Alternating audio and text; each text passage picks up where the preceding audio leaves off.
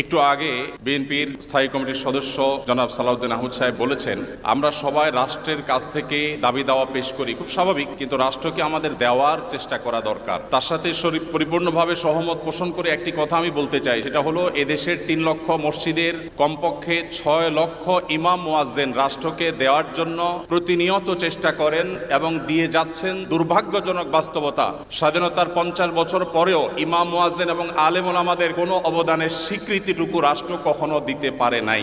আজও বাংলাদেশের চেহারাকে যদি পরিবর্তন করে দিতে হয়, আজও বাংলাদেশকে যদি স্বনির্ভর করতে হয়, আজও বাংলাদেশের পরিবেশ সচেতনতা সৃষ্টি করে যদি সাফল্য অর্জন করতে হয়, পরিবেশ বিপর্যয় যদি রোধ করতে হয়, যে কোনো দুর্যোগ মোকাবেলা যদি সফলভাবে করতে হয়, দেশের শুধু মসজিদগুলোকে ইমাম মুয়াজ্জিনদেরকে যদি রাষ্ট্র অন করে, ইমাম মুয়াজ্জিনদেরকে যদি সে সুযোগ দেয়, তাদেরকে যদি অন্তত কাজ করবার পরিবেশটা করে দেয়, আমার বিশ্বাস বাংলাদেশের চেহারা পরিবর্তন করতে আর কোনো কিছুর তেমন বেশি প্রয়োজন হবে না। 3 লক্ষ মসজিদ সরকারি হিসেব মতো কমপক্ষে 3 লক্ষ মসজিদ আরো বহু আগে বলা হয়েছে, সেটা এখন 3 লক্ষের অনেক বেশি চলে গেছে স্বাভাবিকভাবে। 3 লক্ষ মসজিদে প্রতি জুমার দিনে 12:30 থেকে 1:30 পর্যন্ত এই সময়ের মধ্যে গড়ে যদি 100 মানুষ একটা মসজিদে জুমার নামাজে খতিব সাহেবের খুতবা শোনার জন্য আসেন, তাহলে 3 কোটি মানুষ হয়। বাংলাদেশের সমস্ত টিভি চ্যানেল, সমস্ত মিডিয়া একযোগে সবচেয়ে পিক টাইমে এত বেশি দর্শক কখনো পায় বলে আমি মনে করি না।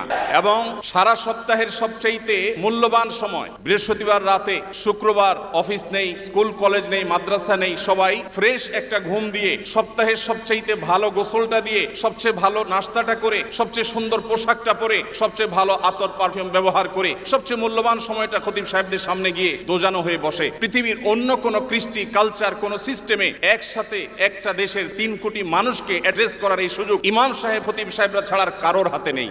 ইমাম সাহেবরা যদি চান, তাদেরকে যদি রাষ্ট্র আসলে সুযোগ দেয়, তাহলে সেক্ষেত্রে তারা অনেক কিছু করতে পারেন। ইতিমধ্যে আমরা দেখেছি, রোহিঙ্গা শরণার্থীরা যখন আমাদের দেশে আশ্রয় নিয়েছে, সবার আগে ঝাঁপিয়ে পড়েছেন এদেশে ওলামা একরাম। প্রতিটা দুর্যোগে ওলামা একরাম যে ঝাঁপিয়ে পড়েন, সেটা নিঃস্বার্থভাবে হয়, স্বার্থহীনভাবে হয়। আমার উদাত্ত আহ্বান যে আগামীর বাংলাদেশে এদেশের মসজিদগুলোকে, আলেম ওলামাদেরকে যেন রাষ্ট্র অন করে, তাদেরকে কাজের সুযোগ দেওয়া হয়। কোনো বেতন ভাতার সুবিধা দেওয়া, এটা আসলে দয়া দাক্ষিণ্যের বিষয় নয়। এদেশে আইন শৃঙ্খলা যতটুকু নিয়ন্ত্রণে আছে, এর জন্য আইন শৃঙ্খলা রক্ষাকারী বাহিনী, সংশ্লিষ্ট বিভিন্ন ডিপার্টমেন্টে যেমন অবদান আছে, আমি মনে করি মসজিদের মিম্বরগুলো, মাহফিলের মঞ্চগুলোর অবদান তার চাইতে কোনো ক্রমে কম নয়। এদেশ থেকে যৌতুককে যে জাদুঘরে পৌঁছে দেওয়া হয়েছে, কারা জাদুঘরে যৌতুককে পৌঁছে দিয়েছে? এদেশে যৌতুকের অভিশাপ থেকে মুক্ত করার সবচেয়ে বড় ক্রেডিট একমাত্র ওলামা একরামের।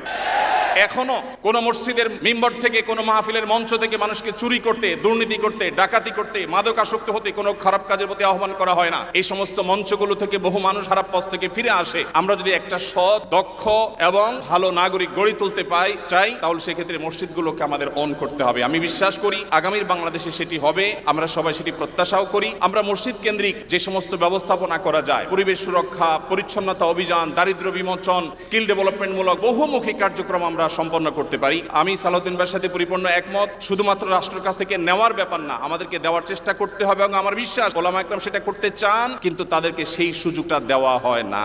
এদেশের আলেমদের কোন অবদানকে আজ 50 বছরের মধ্যে স্বীকৃতি দেওয়া হয়েছে আমি জানতে চাই। দুর্ভাগ্যজনক বাস্তবতা, সেটি আসলে হয়নি। তো আমরা নতুন বাংলাদেশে অন্তত প্রত্যাশা করি যে আমরা সবাই মিলে, শুধু আলেম ওলামা নয়, সকল ধর্মের মানুষ কাঁধে কাঁধ মিলিয়ে আমাদের এই প্রিয় বাংলাদেশকে আমরা বিশ্বের দরবারে উন্নতির চরম শিখরে পৌঁছতে চাই। আমাদের পরে স্বাধীনতা অর্জন করে পৃথিবীর বহু দেশ এমন অগ্রসর হয়েছে, যেটা দেখে আমাদের কষ্ট হয়, দুঃখ হয়। আজকে ভূমিকম্পের যে ভয়াবহতা নিয়ে প্রত্যেকটা মানুষ আতঙ্কে দিন পার করছে, কি হয়েছে এদেশে?